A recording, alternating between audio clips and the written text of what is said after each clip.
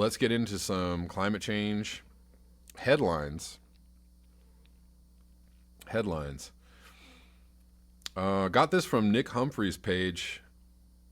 Moscow wonders where winter has gone as temperatures hit 133-year high. So it's mid-December, past mid-December in Moscow, and there is no snow on the ground. And we've been seeing this over the last few years. This has actually become kind of a common occurrence. In many many northern countries, Sweden, Russia, Finland, other places, they're seeing no or very little snow when usually winter is supposed to be in high gear. But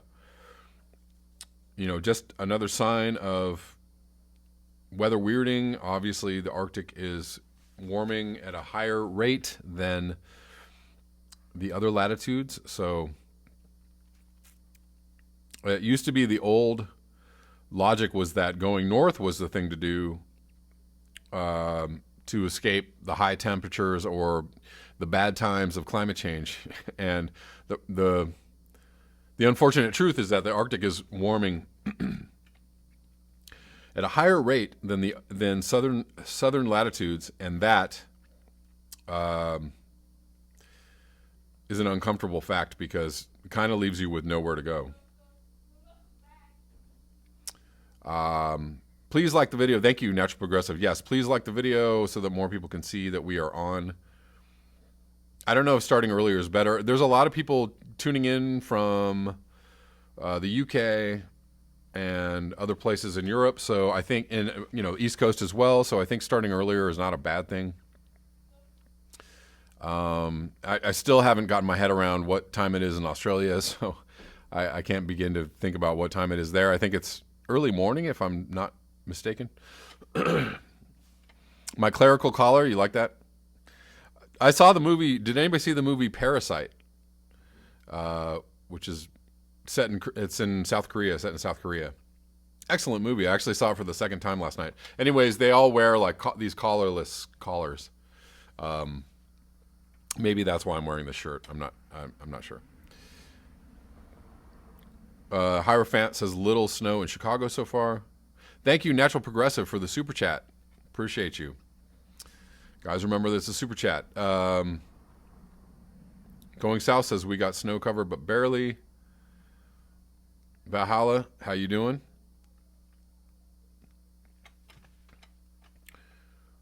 I'm catching your lunchtime, Natural Progressive. Cool. Let's move on to another headline. Australia, this has been going all week, but Australia to see 50 C. Temperatures start to touch 50 C, which is 122 Fahrenheit, which is, I wish I had one of those nice old school sayings at my tongue, at the tip of my tongue, which I don't. It's like hotter than a tick on a dog, or hotter than a something, whatever. Anybody got one? Anybody got a good one? 50 C is hot. 122 degrees is hot. 122 degrees is when things start breaking down. Not that they wouldn't start breaking down earlier than that, but 122 and above is where, life systems start breaking down. So,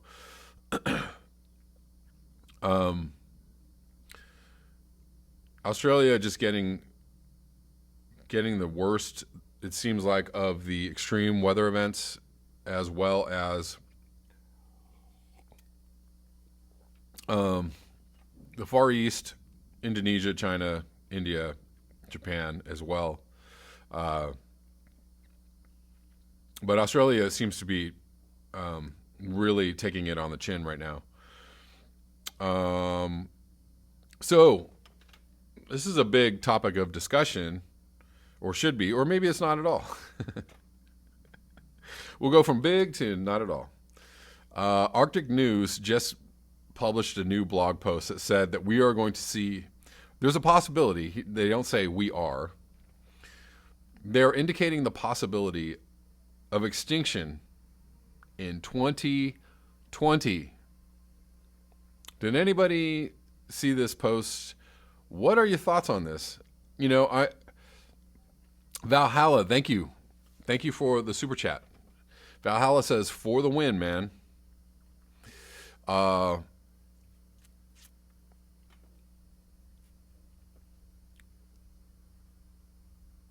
Going South says, kids are running their snowmobiles. Hotter than 10 pennies on a tin roof. Thank you. I was looking for something just like that. I don't know. There's lots of those old crazy sayings that I can't think of any of them right now. Hotter than snake oil on asphalt. I don't know. Something.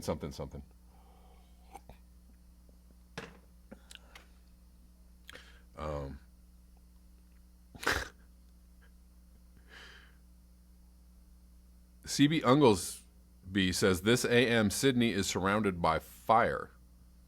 Sydney is surrounded by fire.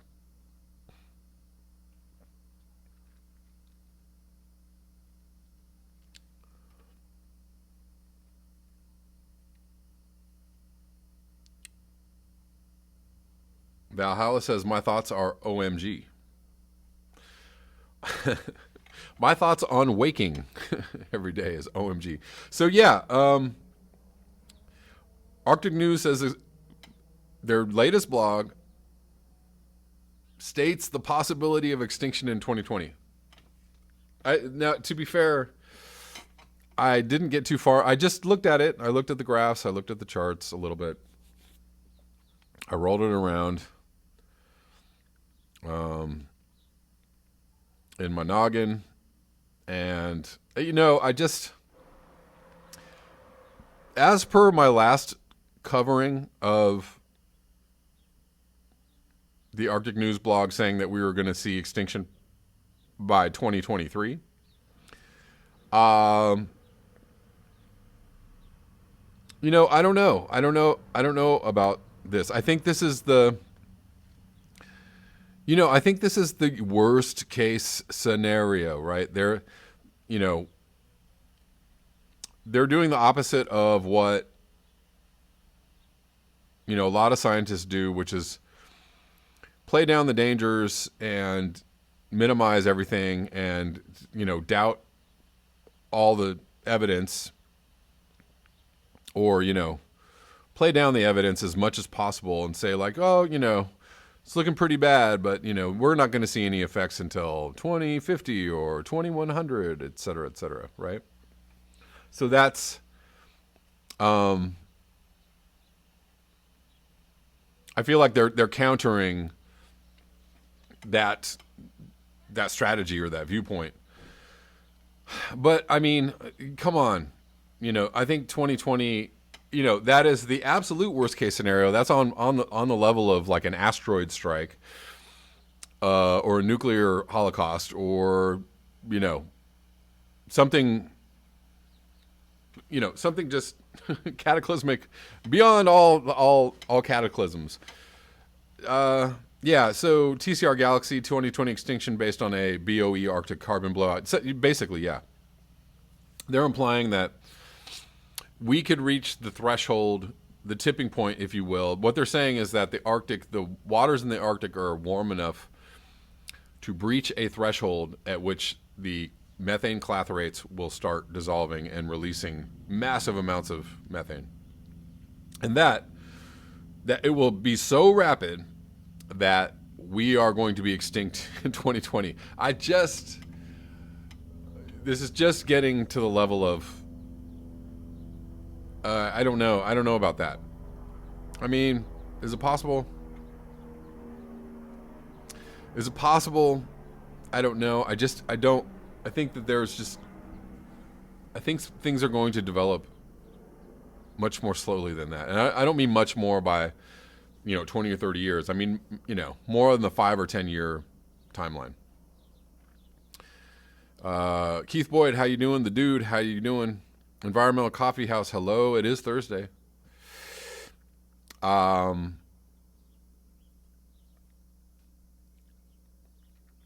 Weatherman 474747. I doubt we will face extinction in 2020. Every year is getting worse, of course, but events like methane hydrate release are impossible to predict. Oh, Nick Humphrey, how you doing? What's up, man? Didn't know that was your handle. Yeah. I don't, I have to actually come down on the side of like, this is a little bit on the extremely alarmist, level. I even think 2023 is kind of like, okay, some events have to really ramp up if we're going to reach, 3C or 4C by 2023. Could it happen? Sure. I just don't see it happening that fast. I think it's just going to play out a little bit slower. Again, I'm one of those people that see collapse more like, walking down the stairs little by little, and things just get slowly worse and worse, until things are really bad. Is that point at which we get to things are really bad, is that 2025, 2030, 2035? And again, what if there have been pauses in warming in the past? There have been, years when things are, when weather events are really extreme and go out of control, and then other years where things are a little more placid. It seems like in the U.S., obviously we've had things happening this year, but it seems to be not as crazy a year weather-wise as it was the last 2 years. So things have been relatively normal. That's not, I'm not counting out the fact that we had huge floods this year. So maybe not. We had incredible floods that are affecting, crops this year. So we are getting our weather events on. Our extreme weather events are happening. But it seems like other places maybe are getting, I don't, or maybe the extreme weather events are happening just so rapidly that it's hard to keep up. It's hard to even remember them all. It's hard to keep up with them all. I feel that way. I feel like, I'm trying to stay up on top of everything that's going on, and there's so much going on that if there's if there's nothing happening in the moment, I'm like, all right, everything's cool. Okay, we can just like chill here for a second.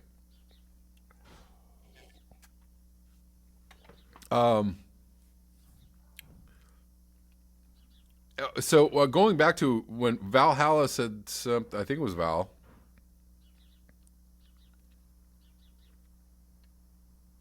Valhalla said is going to get real when millions die in a day. Yeah, that's really real. Keep liking the video, guys, so we can get more viewers on this here video. Weatherman Nick Humphrey says, I doubt we will face extinction in 2020. Every year is getting worse, of course. And let's say a huge hydrate release happens this year in 2020. There's also, evidence that it would take, there would be some kind of, time gap between the release and the actual warming, and then the effects of the warming. Like even if we went to a 2 or 3C warming, let's say by the end of 2020, like how long does it take for those effects to kick in to such an extreme level that, there's extinction or there's billions of people dying? I just don't, 2020 is just really radical, like super radical prediction. And let's just go back to, not to down Guy McPherson or anything, but, Guy McPherson made a prediction maybe in 2016, which is, 3 years ago, that, September would be the start of the collapse in 2016. And here we are 3 whole years later. There are weather events happening. Things are bad. Things are on fire. Things are flooded. Things are not great, but we are still a functioning society. Industrial civilization is still chugging along 3 years later. So yeah, I've learned in the last 4 or 5 years to kind of take the the imminent collapse talk with a big grain of salt, because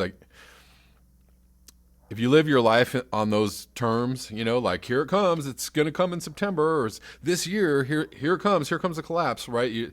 It's hard to actually like function. It's hard to just go, keep putting your feet in front of each other and like taking steps to live, if you're just, if you're constantly like afraid that your roof is going to cave in, it makes it hard to just kind of like move around the house and do what you got to do. So, or maybe I've just grown numb. Maybe I'm just numb to the idea that collapse is imminent and, we've got limited time left. I don't know. I think it's a combination of all of the above. I'm a little bit numb. I've actually come to this place where like climate change news is kind of like, it's scary, and it's also become something of like a white noise in my life because it's always there and it's always like a hum in the background that I've kind of, when you have a white noise in your life and it's going on all the time, at first you're like, this is really annoying. I wish that would go away. And after a while, you just take it into your consciousness and then you act like it's not even there. And that's kind of climate change for me right now. Like at one point it was like, oh, and now I'm just like, yeah, it's there. I don't know. I'm still here. I'm still living my life. I still have things to do. I still have to pay bills. I'm not, I've got kids to take care of and, people to see and things to do and blah, blah, blah. Veronica Harris says, I sleep to stop thinking. Valhalla says, Che Guevara says, a revolutionary lives like they are already dead, nothing to lose. Going South says, if you can't put feet in front of each other, just paddle. Keith Boyd, you can tune it out. Yeah, I mean, I actually do a lot more tuning out these days, it's actually like a false sense of, on some level, a false sense of security, because I tune it out a lot, to focus on other things. It's kind of why I talk about politics so much, because I'm like, I don't know. It's just something that's happening. It's like an interesting movie, that's going on, to talk about. It's like an interesting happenings that just like stuff to talk about. Climate change news, to talk about climate change news is like, yeah, I'm just kind of sitting around waiting for things to get super bad.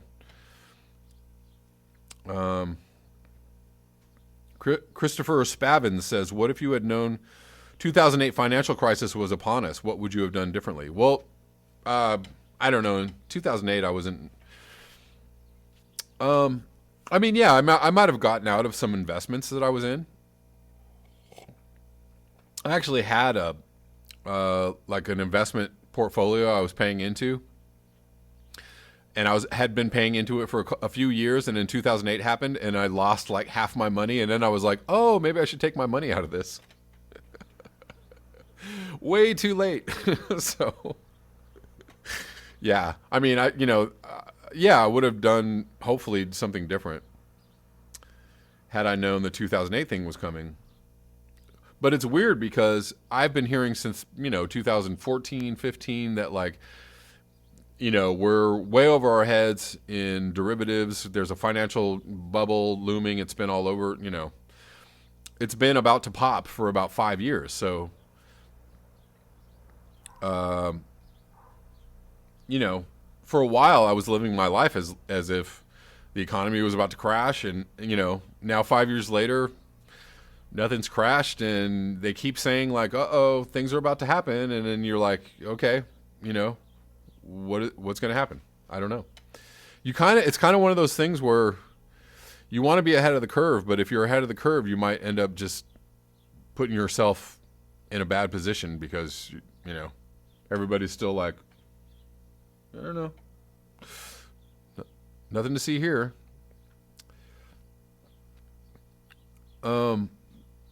It's just one of those things where you kind of have to be ready for the worst, and you have to be poised to take some kind of action, and you have to stay alert. Earth says, end of the world ambivalence, too sad, but sometimes so necessary. Keep on liking the video, guys, so we can get some more people on the stream.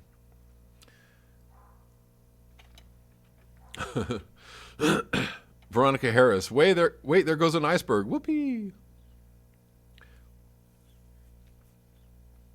Forest Dweller says, I just adopted a dog. Yeah, I got a dog. She is a good companion. She's definitely keeping me grounded.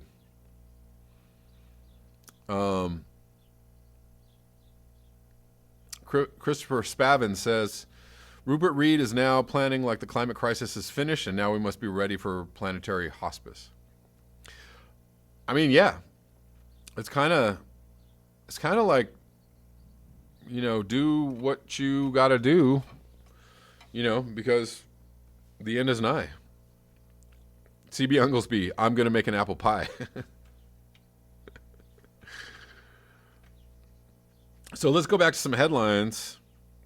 Well, that was it for I think that was it for the climate change headlines that I had.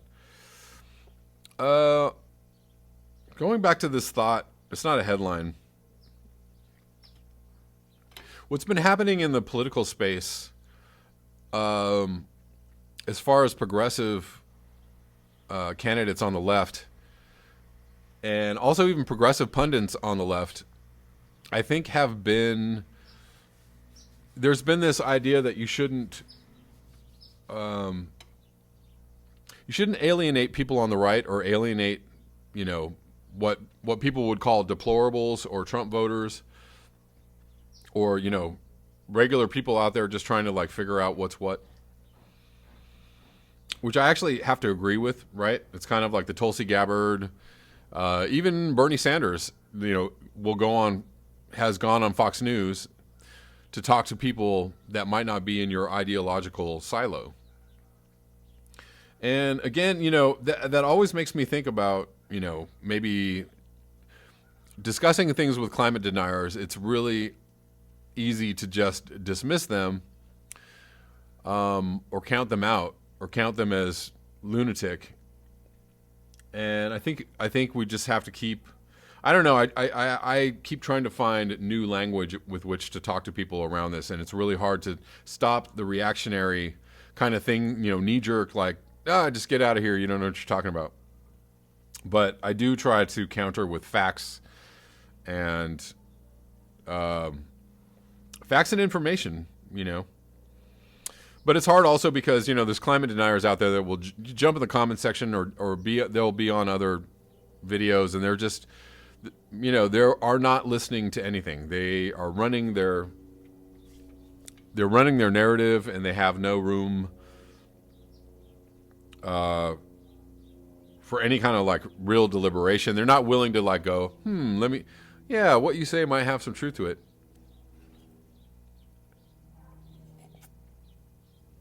But what I've been seeing lately is a lot more of this like sneaky climate denier stuff, where they're like, I'm not a climate denier, but they're going to start debating how science works with you, you know?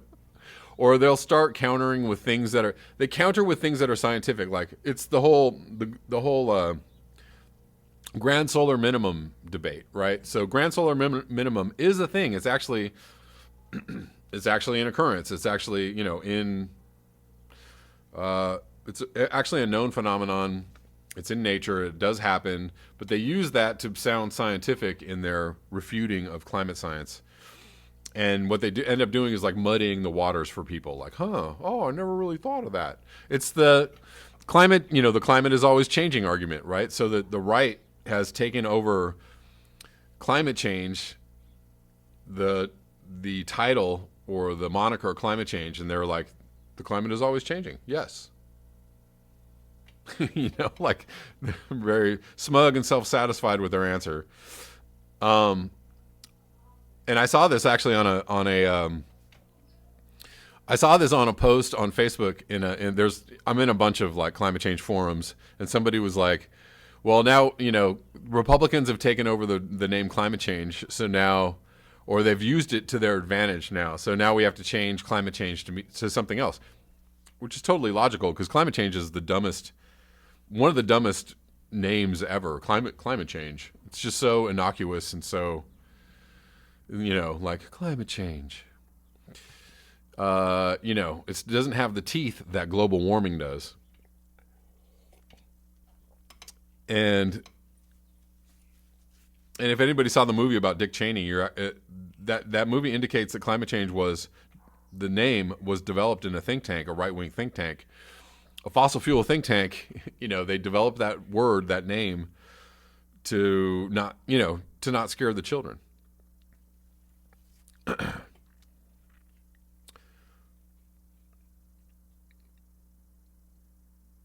Going south, or like Saturn is warming more. Environmental Coffee House says, I feel pity for the brainwashed who have no critical thinking skills. You really just have to you have to come with facts, and you have to come calmly. It's really, I think a lot of, take a page out of the playbook of the progressive channels on YouTube. And a lot of them, Kyle Kalinske actually points this out really well, where he's gotten some people that used to be like alt-right, right-wing, people that were ultra right-wing who saw everything in that frame of reference. And because they ended up somehow on his channel or somehow talking to some progressive lefties who just made common sense. They just made common sense arguments for their point of view. And eventually they were like, hey, this actually makes sense to me. So you have to just continue to make common sense arguments for the point of view of climate change, and not dismiss people, or not call them stupid, or not call them Trumpies, or not call them, It's difficult to do, I know. It's difficult to do. But just part of the ongoing fight to educate and make people aware. Keep on liking the video, guys. Let's get some more people in here. I want to quickly just a couple more weird headlines or things that I've seen lately on YouTube that were interesting. Jill Stein was on Graham Elwood recently. If you all know who Jill Stein is, she's was the Green Party candidate in 2016. I voted for her. She was on Graham Elwood, and she indicated that there is an organization and an entity. There are actually quite a few of these entities. An organization that is funded by our military-industrial complex that is pushing certain news points. So it's like Operation Mockingbird, but one step removed. If you guys know what Operation Mockingbird is. Anyways, she named this entity by name. It's called like Infinity something, the Infinity Group or something like that. I really highly suggest that you go to Graham Elwood's channel and watch this video with Jill Stein, because it's really very enlightening about how the military, so our own tax dollars are going to fund the military industrial complex is using this money to fund groups out there, entities that are pushing narratives to news companies, news corporations, pushing people to write articles, right? People at the New York Times, Washington Post, other lefty outlets, Vice, The Intercept, et cetera, right? They push these narratives through these liberal outlets to push things like Russian. Somebody's a Russian agent, or Russian spying, or the Russians are coming to get us, right? This is actually for all intents and purposes, a CIA operation. Super interesting stuff. And also, if you all know who Nico House is, he runs a network called Mi Casa is Su Casa. It's a progressive channel. It's interesting because a lot of these progressive channels are starting to talk about and speak about things that the right has been speaking about for a long time, like things like people that have been speaking about Q, or people that were considered alt-right, not everything that they're saying, not everything that they're saying, but certain elements of some of the things that they're saying are starting to be elucidated and talked about by these progressive channels, and very interesting stuff. So, Nico House has a video just released today about Rudy Giuliani went to the Ukraine and found all this stuff about the Bidens and the Obama administration. And he said I know it sounds crazy.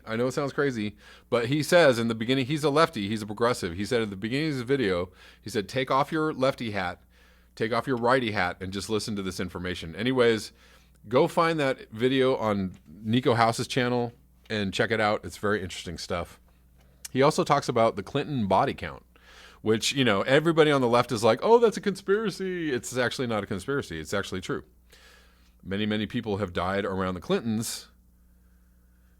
A lot of people, they're dead. You don't have to really even talk about how they died or what happened. If you just looked at the actual fact that this many people have died around this family, that in and of itself might be a little suspicious. Anyways, Trump passed a paid leave act. Trump also, has been doing terrible things like kicking people off food stamps, and ramping up the military budget to $735 billion, and keeping kids in cages, and opening up, Arctic wildlife refuges to drilling. He does terrible shit every single day, but at least on this day, he did something good, which is he signed a paid leave act into law, which is actually really good. Also, Kentucky, the state of Kentucky restores voting rights for nonviolent felons. We've actually never talked about this subject on this channel. I agree with that. I think that's wise. Obviously, black and brown people are